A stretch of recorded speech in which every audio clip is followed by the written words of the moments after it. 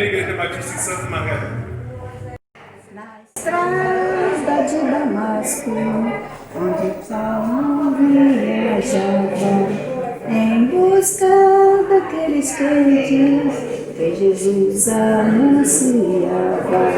Mas eis que de repente, um clarão do céu lhe veio, uma voz que lhe dizia: só Jesus é quem te quero ver. Salvação, assim diz o Senhor, porque tu me persegues, quero dar-te meu amor. Saulo caindo logo respondeu, atônito, que estou, Senhor.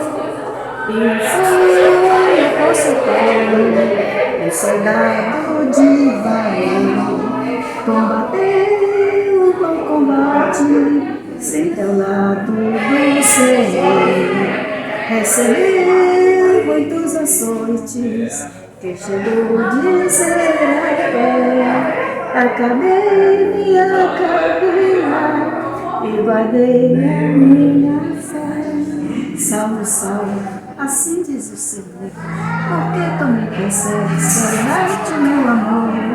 Saulo caindo logo respondeu, atônito, que o Senhor.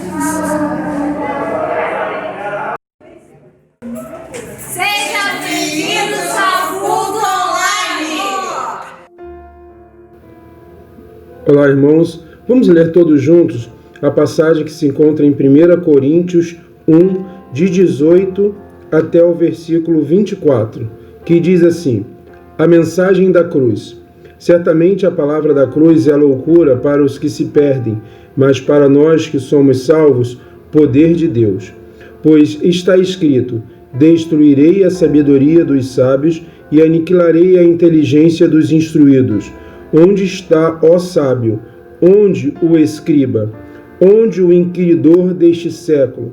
Porventura, não tornou Deus louca a sabedoria do mundo? Visto como, na sabedoria de Deus, o mundo não o conheceu por sua própria sabedoria. Aprove a Deus salvar os que creem pela loucura da pregação. Porque tanto os judeus pedem sinais, como os gregos buscam sabedoria.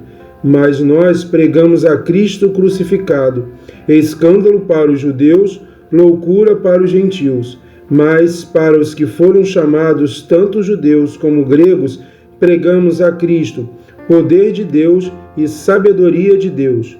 Porque a loucura de Deus é mais sábia do que os homens, e a fraqueza de Deus é mais forte do que os homens. Que Deus nos abençoe.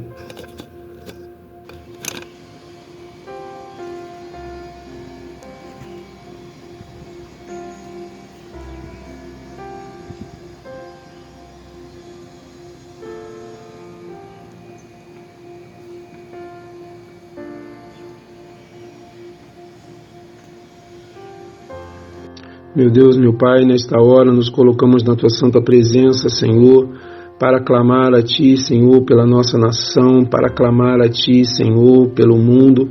Ó Pai, Senhor, que Tu possas vir com a Tua providência, Senhor, sanando, Senhor, esta enfermidade, tirando, Senhor, ela do nosso meio, Senhor. Ó Pai, tenha misericórdia.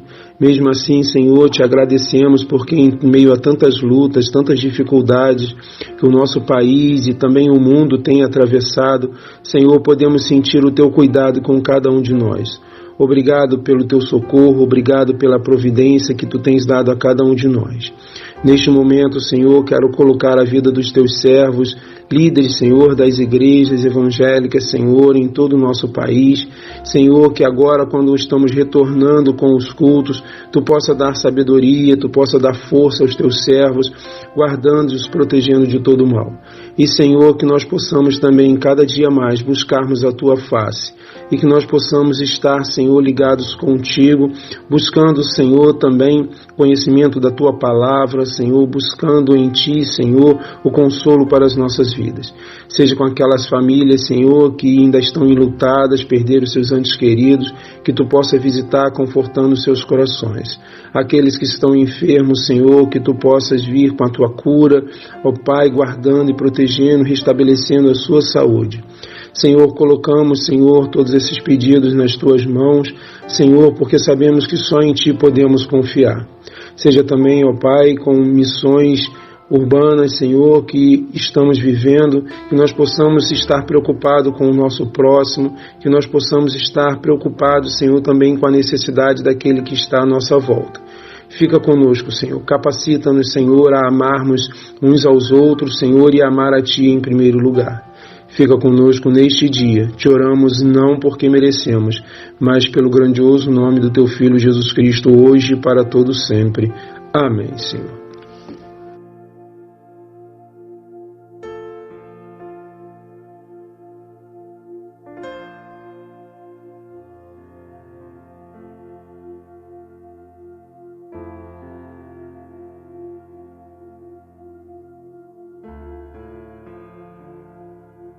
Olá, queridos, sejam bem-vindos ao culto online. Abra sua Bíblia em Neemias, capítulo 4, verso 14.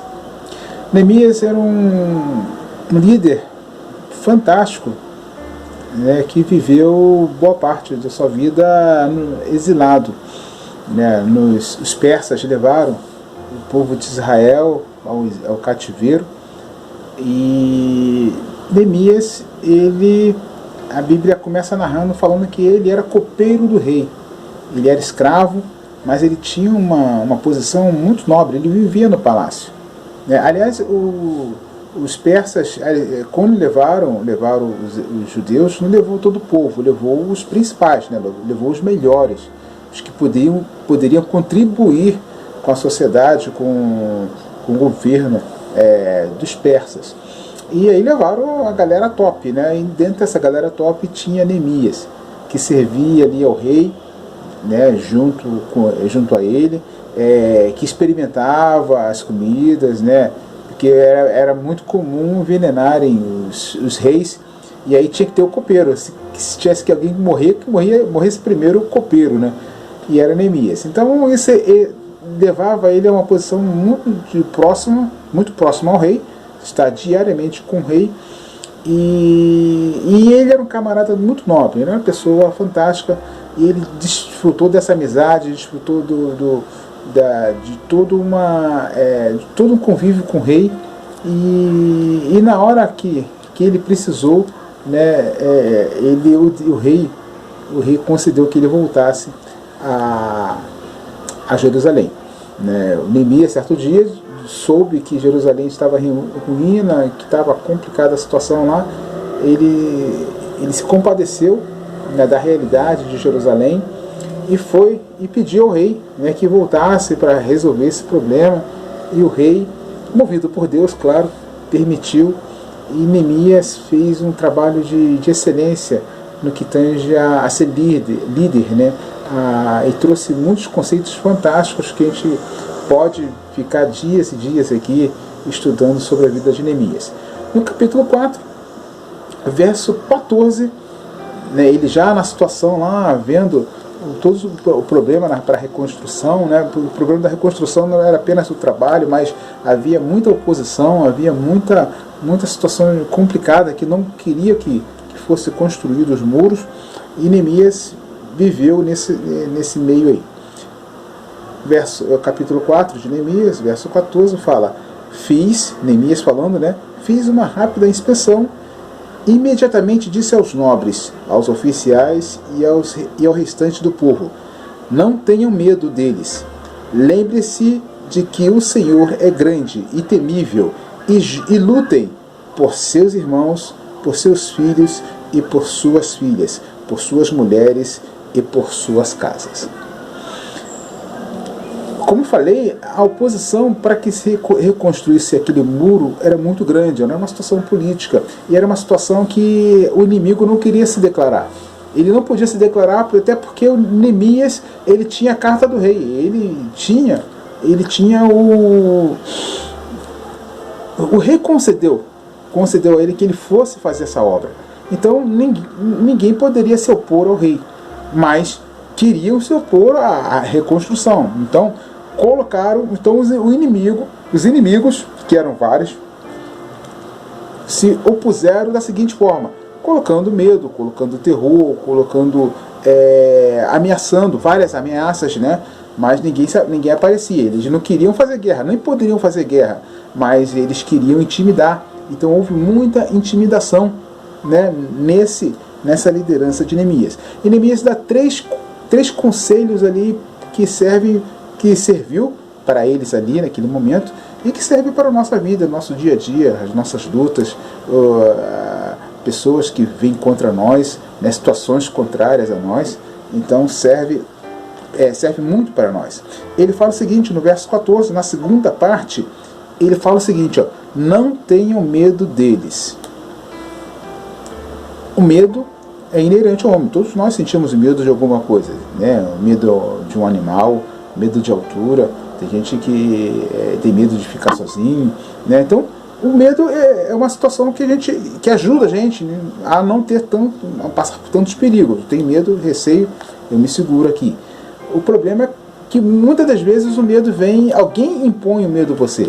Alguém conta um terror, né? E nossa sociedade hoje ela é cheia de terror. As pessoas contam terror, amedrontam, né? Intimidam a gente na base do terror, né? Muitos medos que a gente tem foi porque alguém colocou medo na gente. Alguém colocou um terror na gente e a gente fica com medo, a gente fica meio que sem como reagir. E Neemias falou: não tenham medo deles.